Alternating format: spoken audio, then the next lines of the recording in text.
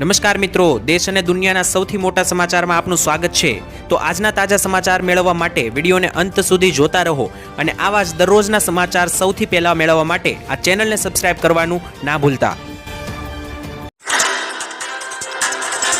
તો મિત્રો, આજના પ્રથમ સમાચાર વિશે વાત કરીએ તો ઉજ્જવલા યોજના અંતર્ગત 300 રૂપિયા સબસિડી।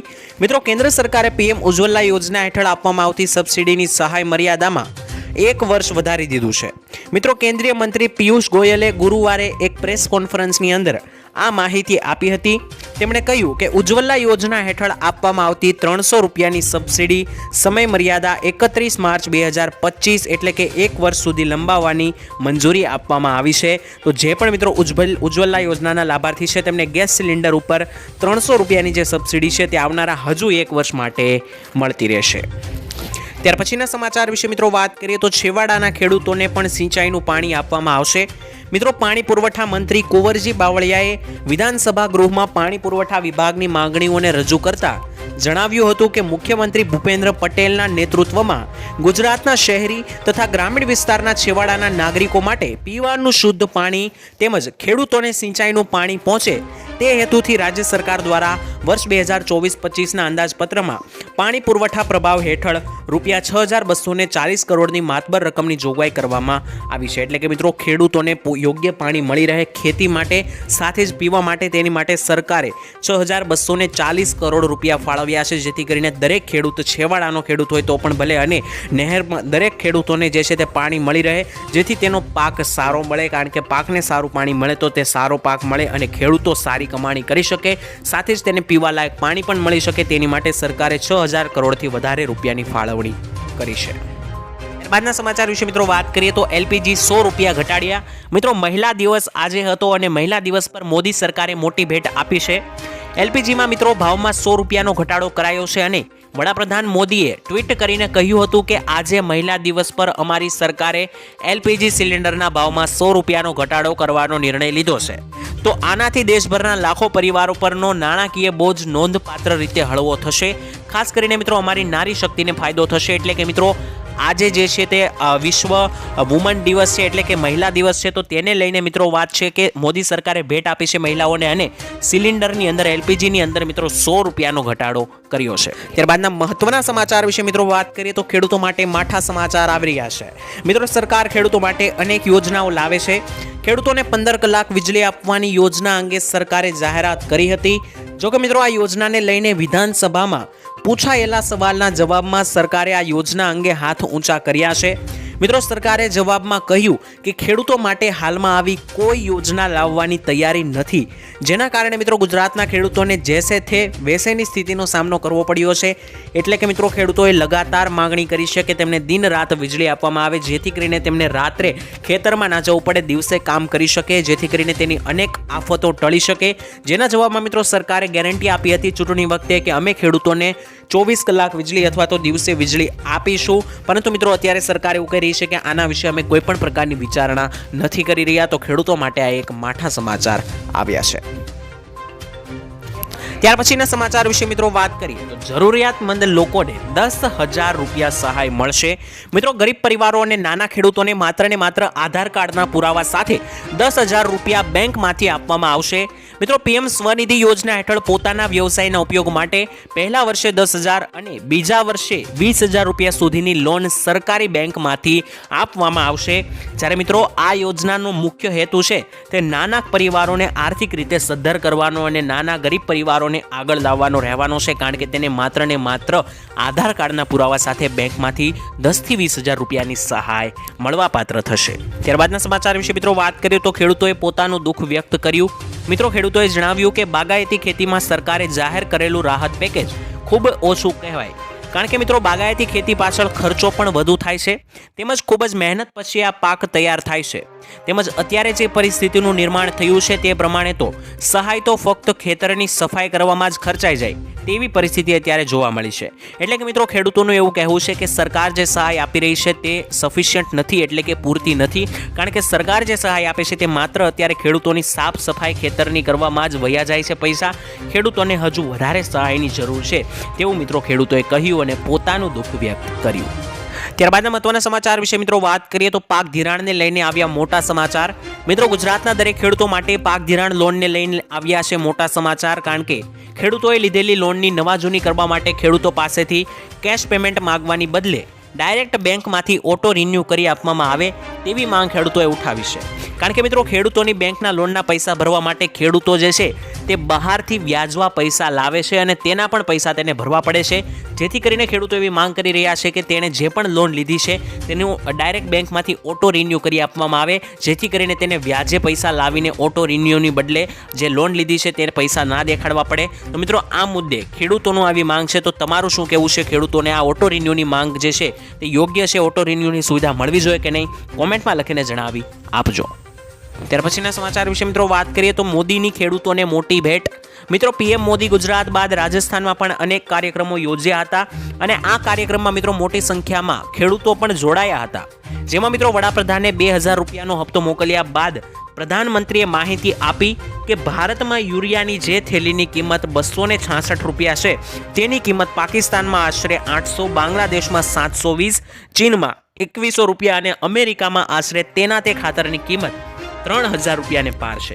એટલે કે મિત્રો મોદી સરકાર એવું કહેવા માંગે છે કે સરકાર યુરિયાના ભાવ સંદર્ભે આપણા ખેડૂતોને પરેશાન નહીં થવા દે, કારણ કે આપણા દેશમાં જે ખાતરની થેલીની કિંમત 250 થી 266 રૂપિયા છે તેની તે જ ખાતરની થેલીની કિંમત મિત્રો અમેરિકા જેવા દેશમાં 3000 રૂપિયા છે। તો મિત્રો સરકાર ખેડૂતોને સસ્તા ભાવે ખાતર આપી રહી છે, જેથી કરીને તેનો પાક યોગ્ય ગુણવત્તાવાળો બને અને ખેડૂતોને યોગ્ય ભાવ મળી રહે। ત્યારબાદના સમાચાર વિશે મિત્રો વાત કરીએ તો કોંગ્રેસ કરશે મોટી જાહેરાત। મિત્રો કોંગ્રેસે લોકસભા ચૂંટણી માટે મેનિફેસ્ટો તૈયાર કરવાનું શરૂ કરી દીધું છે। સૂત્રોના જણાવ્યા મુજબ મિત્રો કોંગ્રેસ મેનિફેસ્ટોમાં યુવાનો, મહિલાઓ, ખેડૂતો અને ગરીબો પર ધ્યાન કેન્દ્રિત કરવામાં આવશે, જેમાં મિત્રો ₹400માં ગેસ સિલિન્ડર આપવો, અગ્નિવીરની ભરતી બંધ કરી જૂની ભરતી શરૂ કરવી, રેલવેમાં ભાડામાં ઘટાડો કરવો, બેરોજગારી ભથ્થાને વધારો કરવો, મહિલાઓને 1500 રૂપિયાની માસિક સહાય સહિતની અનેક વચનો આપી શકે છે। મિત્રો ટૂંક સમયમાં જ કોંગ્રેસ મેનિફેસ્ટો જાહેર કરે તેવી શક્યતા છે। તો મિત્રો આવનારી લોકસભાની ચૂંટણી નજીક છે ત્યારે દરેક પાર્ટીઓ જીતવાના યોગ્ય પ્રયાસો કરી રહી છે। તમને મિત્રો શું લાગી રહ્યું છે? આવનારી લોકસભાની ચૂંટણી કોને જીતવી જોઈએ? કોમેન્ટમાં પણ લખીને તમે જણાવી શકો છો।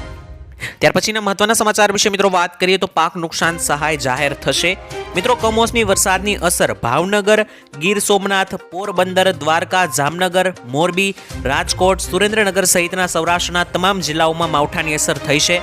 તેમજ મિત્રો બનાસકાંઠા, મહેસાણા, સાબરકાંઠા, અરવલ્લી, મહીસાગર, દાહોદ, પંચમહાલ, આણંદ, ખેડા, અમદાવાદ, ભરૂચ, તાપી સહિતના ઉત્તર ગુજરાત અને મધ્ય ગુજરાતના તમામ જિલ્લાઓમાં માવઠાથી ખેતીના પાકોને ભારે નુકસાનીઓ ગઈ છે।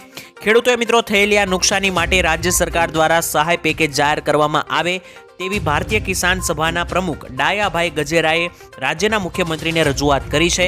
તો મિત્રો આ રજૂઆત કરવાથી જો સરકારને એવું લાગશે કે આ સહાય આપવી જોઈએ તો તે મિત્રો સર્વે કરવાનું શરૂ કરશે અને ત્યારબાદ સહાય મળી શકે છે, પરંતુ મિત્રો હજુ સરકાર તરફથી સત્તાવાર રીતે કોઈ પણ પ્રકારનો જવાબ નથી આવ્યો। ત્યારબાદના સમાચાર વિશે મિત્રો વાત કરીએ તો કપાસના ભાવો 2000 રૂપિયા થઈ શકે। મિત્રો ગુજરાતમાં કપાસના ભાવમાં ધીમે ધીમે મક્કમ સુધારો થઈ રહ્યો છે અને આંતરરાષ્ટ્રીય બજારમાં કપાસના ભાવમાં સતત વધારો થઈ રહ્યો છે। ગુજરાત એ કપાસના ઉત્પાદનમાં મિત્રો નંબર 1 રાજ્ય છે અને રાજ્યમાં 25 થી લઈને 26 લાખ એકરમાં કપાસનું વાવેતર કરવામાં આવે છે। જે ખેડૂતોએ મિત્રો સ્ટોક કરી રાખ્યો છે એ કમાણી કરી રહ્યા છે, કારણ કે મિત્રો અત્યારે લગાતાર કપાસનો ભાવ વધી રહ્યો છે। લગભગ 1500 થી 1600 થી 1700 રૂપિયા સુધી અત્યારે કપાસના ભાવ લોકોને મળી રહ્યા છે। હમણાં જ મિત્રો માર્કેટ યાર્ડનો ઊંચામાં ઊંચો ભાવ 1700 રૂપિયા ગયો હતો અને બની શકે કે મિત્રો તે ભાવ હજી આગળ વધે, કારણ કે અત્યારે કપાસની માંગણી ખૂબ જ વધારે છે અને તેની સામે મિત્રો કપાસનો સ્ટોક અત્યારે ઓછો થઈ રહ્યો છે। તો જે પણ ખેડૂતોએ સ્ટોક કરી રાખ્યો છે એ સારી કમાણી કરશે। તો ત્યારબાદના મહત્વના સમાચાર વિશે મિત્રો વાત કરીએ તો ખેડૂતોના દેવા માફી અંગે એક નવી જાહેરાત કરવામાં આવી છે। મિત્રો ખેડૂત દેવા માફ કરવાને લઈને સરકાર અને ખેડૂત આગેવાનો વચ્ચે ફરી એકવાર મામલો ગરમાયો છે। આ વર્ષે મિત્રો કમોસમી વરસાદ, ખેડૂતોને પોષણક્ષમ ભાવ ન મળતા અને બજારમાં પણ મંદીને કારણે ખેડૂતોને ભારે નુકસાન થયું છે અને મિત્રો ખેડૂતો પાસે જૂના દેવા ભરવા માટે પણ પૈસા નથી, જેથી ખેડૂતોને દેવાના ભારમાંથી રાહત આપવામાં આવે તેવા મિત્રો દેવા માફીને લઈને સમાચાર આવ્યા છે અને દેવા માફ કરીને ખેડૂતોને સહાય આપવામાં આવે તેવી માંગો ખેડૂતો તરફથી થઈ રહી છે. પરંતુ મિત્રો ખેડૂતોને જવાબમાં એવું કહેવામાં આવે છે કે અત્યારે સરકાર પાસે પૂરતું ફંડ, પૂરતું બજેટ નથી કે ખેડૂતોના દેવા માફ થઈ શકે. જોકે મિત્રો સરકાર જે છે તે કહેવામાં આવે છે કેટલાક લોકો અને અહેવાલો મુજબ કે સરકાર કેટલાક ઉદ્યોગપતિઓના લાખો કરોડો રૂપિયાના દેવા માફ કરે છે અને ખેડૂતોના દેવા માફ કરવાની વાત આવે ત્યારે એવો જવાબ મળે છે કે અત્યારે પૂરતું બજેટ નથી. વાત કરીએ તો આંબાલાલે કરી એક નવી આગાહી જાહેર. મિત્રો ગુજરાતીઓને માવઠાથી રાહત મળે તેવી હાલ કોઈ શક્યતા નથી જણાઈ રહી. હવામાન નિષ્ણાત આંબાલાલ પટેલે ફરી એકવાર મિત્રો નવી આગાહી મુજબ રાજ્યમાં 8 થી લઈને 11 માર્ચે અને 18 થી લઈને 20 માર્ચે વાતાવરણમાં પલટો આવી શકે છે અને કમોસમી વરસાદ થઈ શકે છે તેવી આગાહી કરી છે. સાથે જ મિત્રો આંબાલાલ પટેલની આગાહી બાદ હવે ખેડૂતોમાં પણ ચિંતાની લાગણીઓ જોવા મળી છે અને ખાસ કરીને કચ્છ, સૌરાષ્ટ્ર તેમજ ઉત્તર ગુજરાતના માવઠાઓની વધુ અસર જોવા મળી શકે છે તેવું મિત્રો આંબાલાલ પટેલે જણાવ્યું છે. એટલે કે હમણાં આવેલા માવઠા બાદ ખેડૂતોમાં એક રાહતના સમાચાર હતા કે હવે ઉનાળાની શરૂઆત થઈ જશે. પરંતુ મિત્રો આંબાલાલે ફરી એકવાર ખેડૂતોને મૂંઝવણમાં નાખ્યા છે, કારણ કે આંબાલાલે જણાવ્યું કે 8 થી લઈને 11 માર્ચ અને 18 થી લઈને 20 માર્ચે વાતાવરણમાં પલટો આવી શકે છે. તો ત્યાર પછીના મહત્વના સમાચાર વિશે મિત્રો વાત કરીએ તો મહિલાઓને મફત સિલાઈ મશીન મળશે. મિત્રો ફ્રી સિલાઈ મશીન યોજના અંતર્ગત કન્યાઓને મફતમાં સિલાઈ મશીન આપવામાં આવે છે.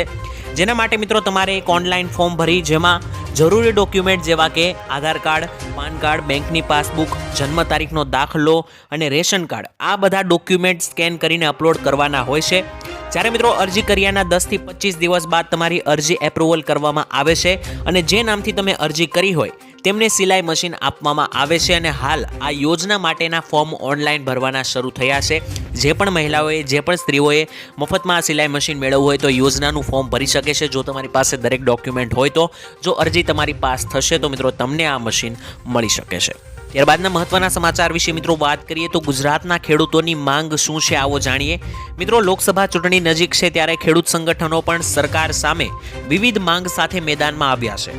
ભારતીય કિસાન સંઘ દ્વારા મિત્રો તાજેતરમાં કમોસમી વરસાદથી ખેડૂતોને થયેલા નુકસાનનું વળતર તરીકે ચૂકવવા માંગણી કરાઈ છે. ઉનાળામાં મિત્રો ખેડૂતોને પૂરતી વીજળી માટે પણ આગોતરું આયોજન કરવા પણ સરકાર સમક્ષ રજૂઆત કરવામાં આવી છે. કિસાન સંઘની મળેલી બેઠકમાં મિત્રો રાજ્યના ચૂંટાયેલા લોકપ્રતિનિધિઓ પોતાના વિસ્તારમાં ખેડૂતોને થયેલા સર્વેની કામગીરીમાં રસ લઈને યોગ્ય વળતર અપાવી રાજધર્મનું પાલન કરે તેવી માંગણીઓ કરવામાં આવી છે. એટલે કે મિત્રો જે પણ લોકપ્રતિનિધિઓ ચૂંટાયેલા છે તે પોતાના વિસ્તારની આસપાસ જોઈ લે અને ખેડૂતોને થયેલા નુકસાનની સર્વેની કામગીરી રસ લઈને કરે તો તે મિત્રો તેનું રાજધર્મનું પાલન કરે તેવું કહેવામાં આવ્યું છે, જેથી કરીને તેની આસપાસના તેના વિસ્તારના જે પણ ખેડૂતો છે તેમને યોગ્ય અને પૂરેપૂરું વળતર મળી શકે. તો હવે ત્યાર પછીના સમાચાર વિશે મિત્રો વાત કરીએ તો એક નવી યોજના હેઠળ 2 લાખ રૂપિયા સહાય આપવામાં આવે છે. મિત્રો તમને જણાવી દઈએ કે કેન્દ્ર અને રાજ્ય સરકાર ગરીબ અને આર્થિક રીતે નબળા વર્ગ માટે ઘણી બધી યોજનાઓ લાવતી રહે છે. આ યોજનાઓમાં મિત્રો ઘણી બધી યોજનાઓ છે જે લોકોને સામાજિક સુરક્ષા પ્રદાન કરે છે. આજે મિત્રો અમે તમને એક યોજના વિશે જણાવીશું અને આ યોજનાનું નામ છે પ્રધાનમંત્રી સુરક્ષા વીમા યોજના. અને મિત્રો આ સુરક્ષા યોજનામાં વર્ષે માત્ર 20 રૂપિયાનું રોકાણ કરીને તમે 2 લાખ રૂપિયાનું વીમા કવચ મેળવી શકો છો.